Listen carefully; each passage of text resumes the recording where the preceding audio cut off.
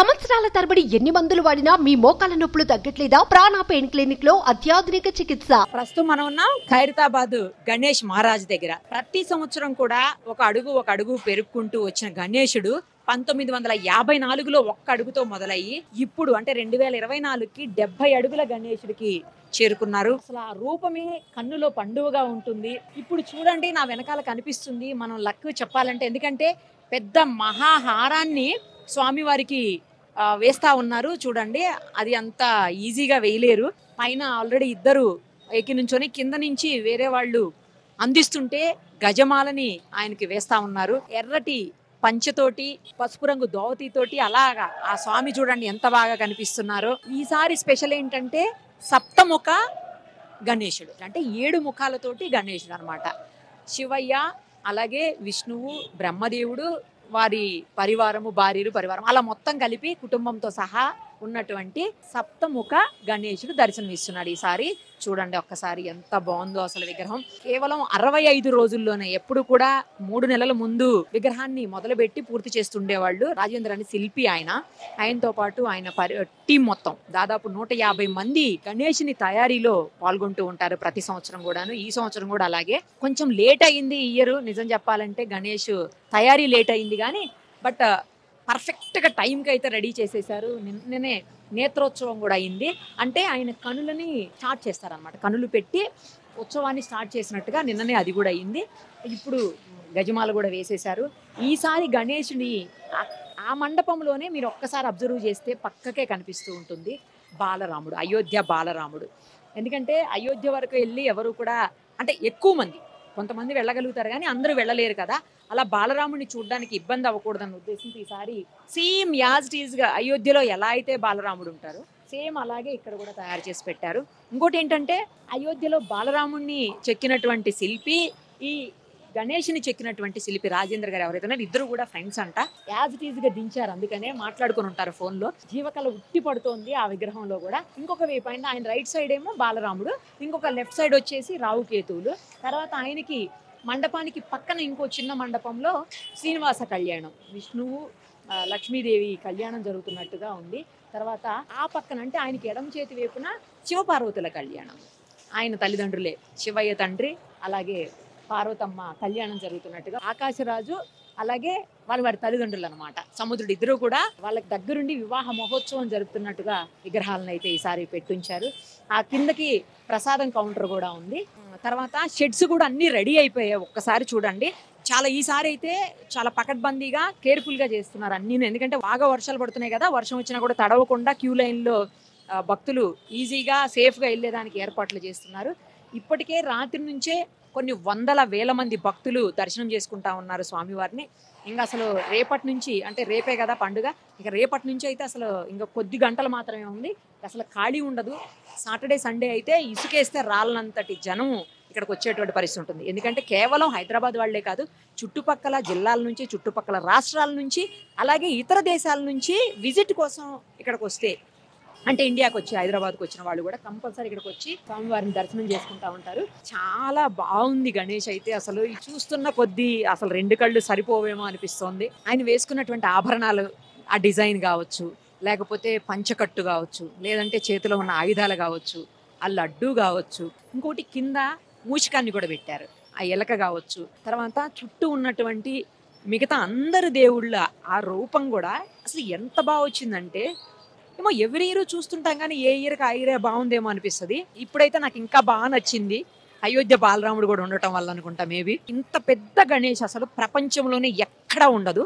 ఇంత పెద్ద గణేష్ మట్టిని కూడా రాజస్థాన్ నుంచి తీసుకొని వచ్చి ఈసారి తయారు చేశారంట. ఎమ్మెల్యే దానం నాగేంద్ర గారు కూడా అక్కడ ఉన్నారు చూడండి, ఖైరతాబాద్ ఎమ్మెల్యే కదా ఆయన, అక్కడ ఉన్నారు. అలాగే రాజేంద్ర గారు, ఆయన కూడా మనకు కనిపిస్తా ఉన్నారు, విజువల్స్ లో చూడొచ్చు. వాళ్ళ పెదనాన్నగారు, వాళ్ళ నాన్నగారు మొదలు ఈ కార్యక్రమాన్ని తీసుకొని ఒక్క అడుగు గణేష్ తోటి స్టార్ట్ చేసినటువంటి పరిస్థితి. వాళ్ళ నాన్నగారు సుదర్శన్ గారు ఇప్పుడు లేరు కానీ ఆ కార్యక్రమం ఈయన తీసుకున్నారు ఇప్పుడు. సో ఆ మండపం మీద మనకు కనపడుతున్నారు దానం నాగేంద్ర గారి పక్కకే ఆయనే అనమాట. మనం ఆయనతో కూడా మాట్లాడదాము. ఇంకా గణేష్ ఉత్సవ కమిటీలో ఎవరున్నారో మెయిన్ మెంబర్స్, వాళ్ళతో కూడా మాట్లాడదాము. ఏంటి స్పెషల్ చెప్పండి ఒకసారి. ఈ వినాయకుడు సప్తముఖ మహాశక్తి వినాయకుడు అందరూ ఎదురు చూస్తున్నటువంటి రోజు దగ్గర వచ్చింది. మరొక 24 గంటల్లో భగవాన్ని ప్రాణ ప్రతిష్టాపన అవుతుంది. దాదాపు 150 మంది కళాకారులు 66 రోజుల సమయంలో చాలా సుందరమైన వినాయకుడు, ఎక్కడ కాంప్రమైజ్ కాకుండా లాస్ట్లో మీరు అడిగారు మళ్ళీ క్వాలిటీలో కాంప్రమైజ్ అవుతారంటే ఎక్కడ కాంప్రమైజ్ కాకుండా డే అండ్ నైట్ వర్క్ చేసి వినాయకుని ఇన్ టైంకి రెడీ అయ్యి, అంటే ఇది శిల్పుల ఘనత అండి. శిల్పులు రాత్రి పగలు కష్టపడి రెడీ చేశారు.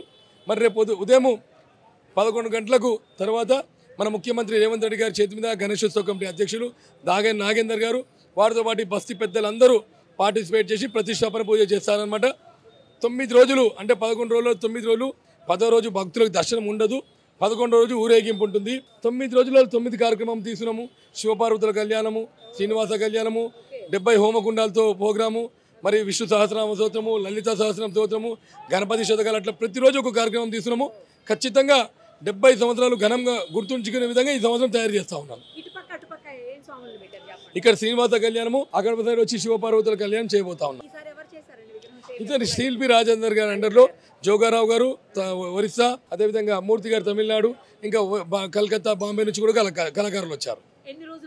దాదాపు 66 రోజులు 150 మంది కళాకారుల పైన వర్క్ చేశారు. అందరు భయపడ్డారు కానీ ఇన్ టైంలో కంప్లీట్ చేశాం. చాలా సుందరంగా ఇది. ఏంటంటే చిన్న ఏంటంటే ఇక్కడ ఉన్న పిల్లల వల్ల కొన్ని చిన్న తప్ప 100% క్వాలిటీ ఎక్కడ కాంప్రమైజ్ కాలేదు.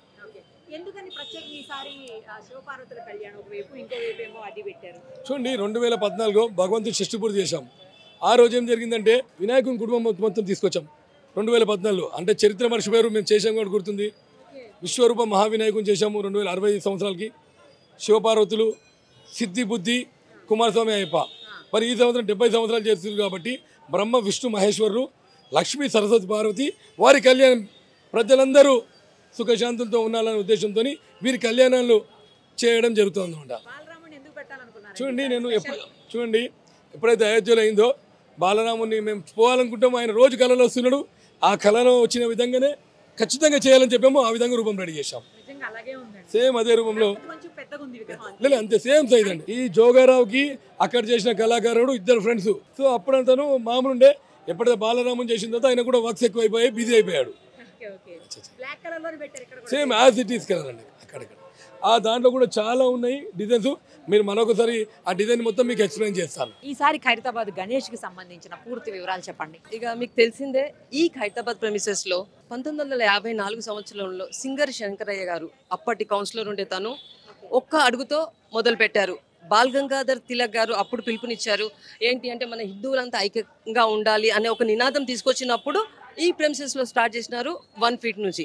అప్పుడు అక్కడ లోపల చిన్న ఒక్క అడుగు గణపతి అంచులుగా శంకరయ్య పెద్దనాన్న, మేము శంకరయ్య అనేవాళ్ళం. పెద్దనాన్న ఎలా అయిపోయిన తర్వాత 60వ సంవత్సరం వచ్చి మా నాన్న కంటిన్యూషన్ చేశారు, సింగర్ సుదర్శన్ గారు. తదనంతరం 94 పెద్దనాన్న చనిపోయిన తర్వాత ఇచ్చేసారు. 1994లో ఆయన చనిపోయిన నాన్న టేకప్ చేసిన తర్వాత ఒకసారి సర్టిఫికేట్ చేసామండి. మన భగవంతుడు 60 సంవత్సరాలు అయ్యాయి. ఆ సెలబ్రేషన్స్ మాత్రం అప్పుడు కూడా ఇంతే గ్రాండ్గా సెలబ్రేట్ చేసుకున్నాము. మేమే కాకుండా మా బస్తీవాతులు అందరూ సహకరిస్తారు. అందరు సహకారాలతోటే ఇంత పెద్ద ఎత్తున మన విగ్రహం తయారు చేయడం కుదురుతుంది. దాంతో పాటుగా ఈ సంవత్సరము 70 సంవత్సరాలు, కాకపోతే నాన్నగారు లేరు ఈ సంవత్సరము, లాస్ట్ సంవత్సరంతో ఆయన కూడా ఆయన ఎలా అయితే దేవుణ్ణి ఉండాలి, ఎలా అయితే ఫ్లవర్స్తో నిండుగా ఉండాలన్న ఇంటెన్షన్ మాకు కొన్ని నేర్పించినాయి. అంతే విధంగా దేవుని డెకరేషన్లో ఏ లోపాలు లేకుండా చేసుకుంటున్నాము. సో ఈ సంవత్సరం వచ్చి మనకు 70 సంవత్సరాలు కాబట్టి మేము 70 ఫీట్లు చేద్దామని డిసైడ్ అయ్యాం. కొంచెం రిస్క్తో కూడుకున్నది మట్టి, మనం ఉన్న ప్లేస్లోనే నిమజ్జనం చేయలేము, మనకు అది ఒక ఇది. సో దాంట్లో మంచి మనం అక్కడ రాజస్థాన్ నుంచి తెచ్చిన మట్టి తెచ్చేసి దాంతో చేసాం. ప్లాస్టర్ ఆఫ్ ప్యారిస్ ఇంతకుముందు చేసే వాళ్ళం సింగిల్ లేయర్ ఆఫ్ స్టీల్ మనకు సరిపోయేది. కానీ ఈ భగవంత్ మట్టిది ఏం చేయాలంటే కొంచెం స్ట్రాంగ్ ఎక్కువ ఉండాలి కాబట్టి స్టీల్ క్వాంటిటీ కూడా మనకు చాలా ఎక్కువ పడుతుంది. సో బట్టి గణపతి 70 ఫీట్లు, 70 సంవత్సరాలు, 7 తలకాయలు, బ్రహ్మ విష్ణు మహేశ్వర్లు వాళ్ళ సతీమణుల ముఖాలతో 7 ముఖాలు, ప్లస్ 7వ తారీఖున పండుగ వచ్చింది, 17వ తారీఖు నిమజ్జనం అండి. అన్ని 7 అంకెలతో కలగలిసిన సంవత్సరము మనందరికీ మంచిగా జరుగుతుంది. ఎవరైనా భక్తులు వచ్చి ఇక్కడ దర్శనం చేసుకొని వాళ్ళ మొక్కులు కోరుకొని వెళ్ళాలి భగవంతుడు. ఎందుకంటే ఖైరతాబాద్ భగవంతుడు ఫస్ట్ ఎలా రికగ్నైజ్ చేయారంటే కోరికలు తీర్చే గణపతిగా ఉండే మేము చిన్నప్పటి నుంచి చూసేవాళ్ళం. దాని తర్వాత అంచెలంచెల్లో పెరుగుతున్న కొద్దీ హైట్లో ఫేమస్ అయిపోయారు మన గణపతి. సో ఫస్ట్ ఉన్నది మాత్రం ఖచ్చితంగా కోరికలు తీర్చే గణపతి ఖైరతాబాద్ గణపతి. సో ఈసారి సప్తముఖ మహాగణపతిగా నామకరణం చేసాం గణపతికి కుడి వైపున బాలరాముడు, ఎడవ వైపున Rahu Ketu, complete right and left Shiva పార్వతుల కళ్యాణము, శ్రీనివాస కళ్యాణము. సో అందరూ అయోధ్యకు వెళ్ళి చూడలేరు, అక్కడ వరకు. ఎందుకంటే నేను ప్రతిష్టాపన అయిన సెకండ్ డే వెళ్ళాను, ఎంత ముఖారవిందంగా ఉన్నారంటే భగవంతుడు అసలు కళ్ళు చెదరవు. అలాంటిది 35 గంటల జర్నీ ఎవరు చేసి పోలేరు. అలాంటిది మనం ఇక్కడనే ప్రతిష్ఠిస్తే అందరూ చూసుకోవడానికి అనుకూలంగా ఉంటుందని సేమ్ అలాంటిది శిల్పి రెడీ చేశారు. మీరు చూడాలి, అయోధ్యకి ఇక్కడికి అసలు ఏం తేడా ఉండదండి, అంత బాగున్నది భగవంతుడు. రాహుకేతులు, శ్రీనివాస కళ్యాణాలు, శివపార్వతులది. ఇది ఓన్లీ విగ్రహాలు తయారు చేయడం మటుకే కాదు, ఈ కళ్యాణాలు కూడా సెలబ్రేట్ చేస్తున్నాం మేము ఇక్కడ.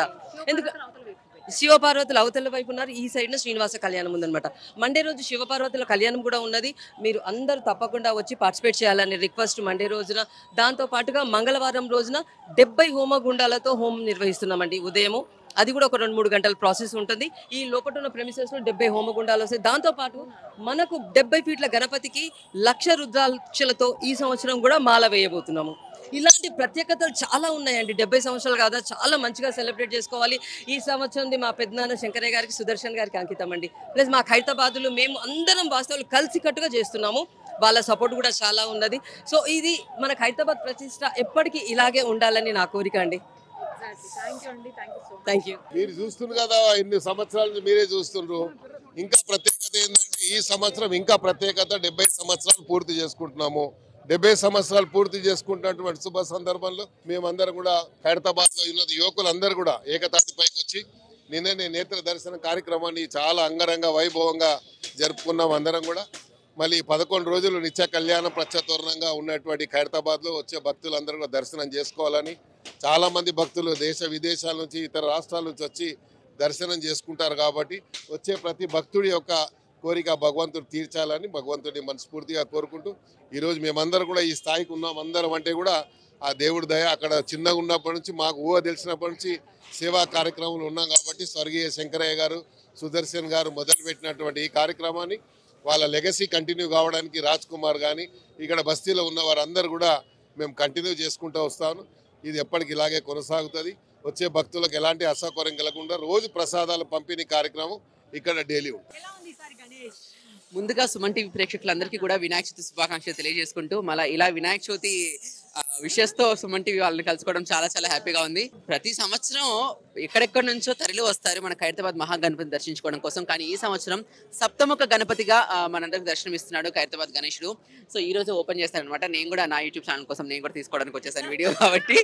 సో మా వైఫ్తో కలిసి రేపు పండుగ రోజు ఆర్టిస్టులు అందరం బిజీగా ఉంటాం కాబట్టి ముందు రోజు దర్శనం చేసుకోవడానికి వచ్చాం అనమాట. మా వైఫ్ ఎలా అనిపిస్తుంది నీకు చెప్పు?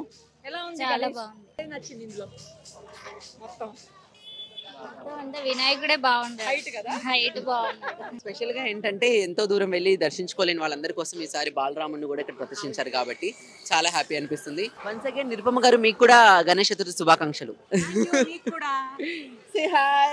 హ్యాపీ వినాయక చవితి. సుమన్ టీవీలో మీ పర్సనల్ అండ్ బిజినెస్ ప్రమోషన్స్ కోసం కింది నెంబర్కి కాంటాక్ట్ చేయండి.